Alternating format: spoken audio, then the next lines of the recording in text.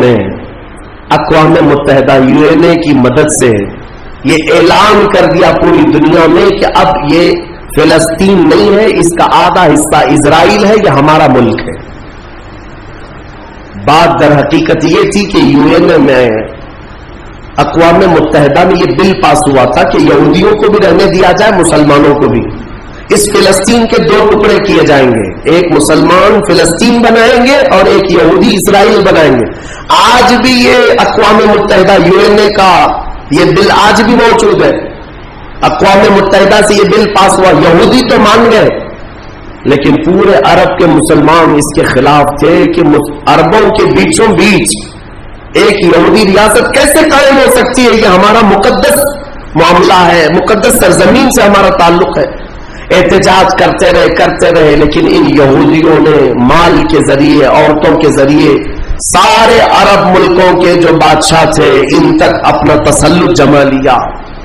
کئی ایسے عرب بادشاہ ہیں جن کی بیویاں یہودی ہیں، ان کے گھروں تک یہ پہنچ گئے اور ان کو ایسا نیوٹرل کر دیا کہ اب وہ فلسطین کے بارے میں بات نہ کریں۔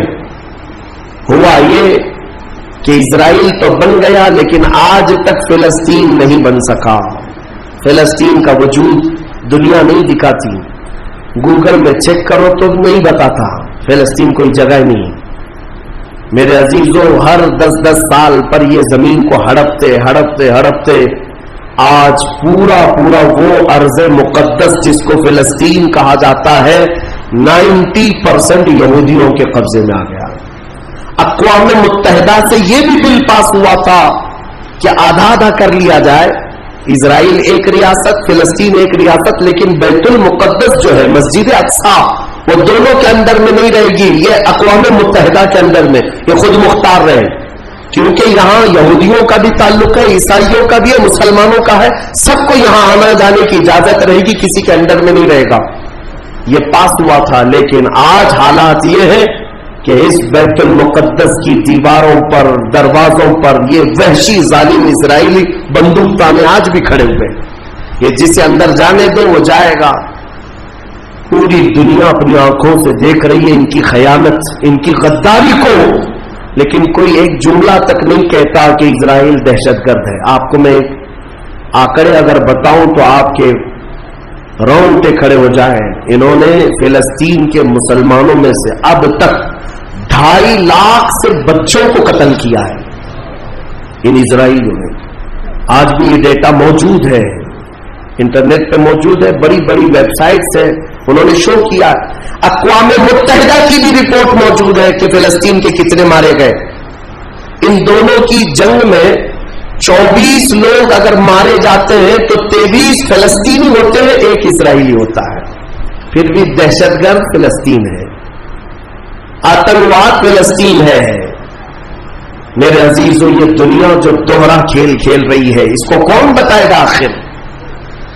وہاں جمعہ کی نماز پڑھنے کے لیے مومنین آج بھی جاتے ہیں، ان پر گولیاں برسا دی جاتی ہیں، لیکن ان جیال مسلمانوں کو ہزاروں سلام جو تلواروں کے سائے میں بھی میرے مولا کی عبادت خشوع و خضوع سے کرتے۔ میں خود گیا اور دیکھا ہوں، چھوٹے سے بچے، 6 سال کے، 8 سال کے بچے ملنے کے لیے آتے ہیں اور یہ پورے اسلحے میں لیس فوجی کھڑے رہتے ہیں۔ چھوٹا سا بچہ ان کی گن کو یوں گھماتا ہے اور مسجد کے اندر آتا ہے، ایسا لگتا ہے جیسے وہ کھلونے کو پکڑ رہا ہے۔ میرے عزیزوں، یہ بھی حدیث پاک کے ذریعے سے میں بتاتا ہوں۔ میرے آقا صلی اللہ علیہ وسلم فرماتے ہیں میری امت کا ایک حصہ قیامت تک باطل سے لڑتا رہے گا، قیامت تک باطل سے لڑتا رہے گا، اور ان کی مخالفت کرنے والوں کا ان پر کچھ بھی اثر نہیں ہوگا، اور دنیا میں کوئی بلا بھی پھیلے تو اس جماعت پر کچھ اثر نہیں ہوگا۔ صحابہ نے پوچھا یا رسول اللہ آپ کی امت کا وہ حصہ کون ہے؟ میرے آقا فرماتے بیت المقدس کے آس پاس رہنے والے مومنین کی جماعت ہے۔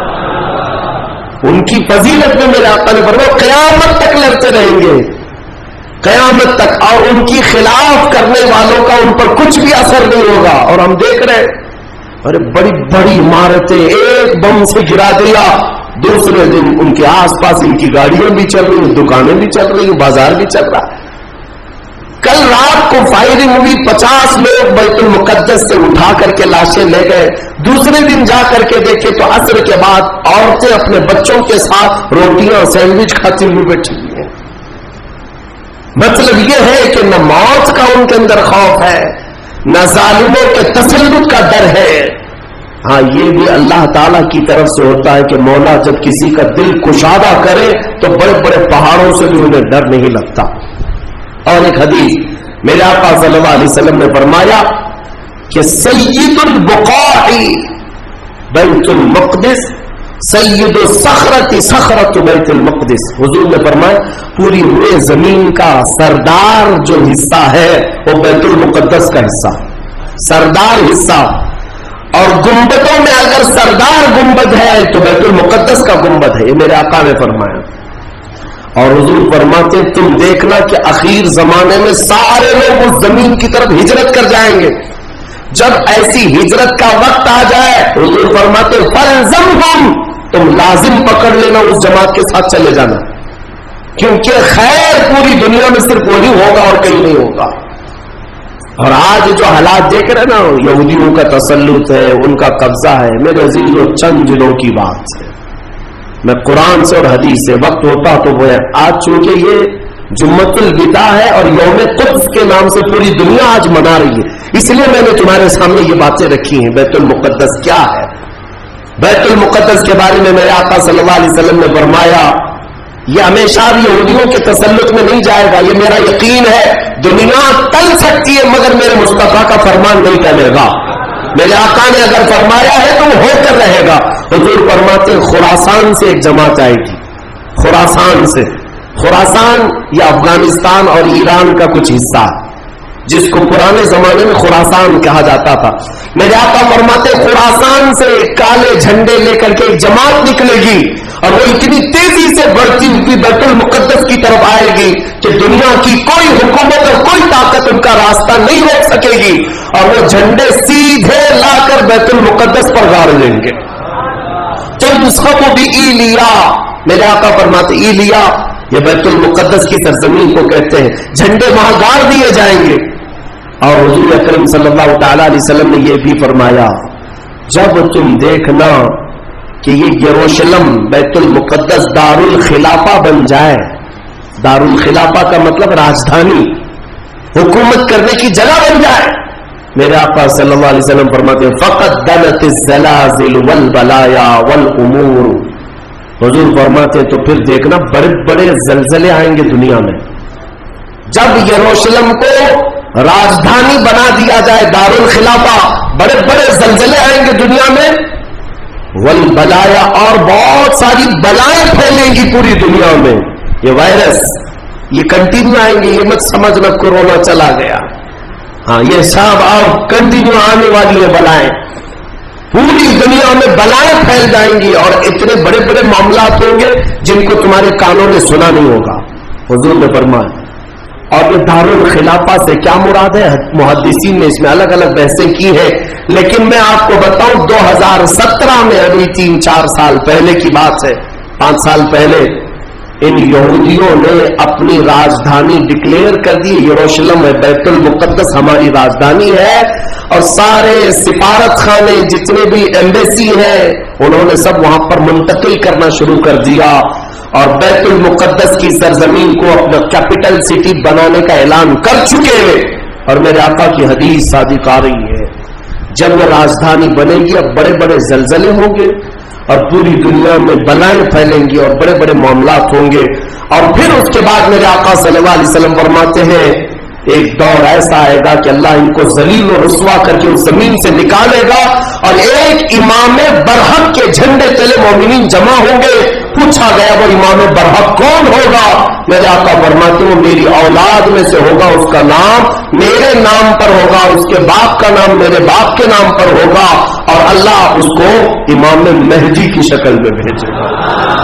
हाँ, ये जमाना बहुत करीब आ चुका, ये जमाना बहुत करीब आ चुका। मैं बारगाह रब्बुल इज्जत में आज जुम्मतुल विदा में यही दुआ करता हूं कि मौला अगर जिंदगी की सांसें बाकी है तो इमाम महदी की फौज में हमें जगह अता फरमा, उनके झंडे चले मौला हमें अमन अमान अता फरमा दे।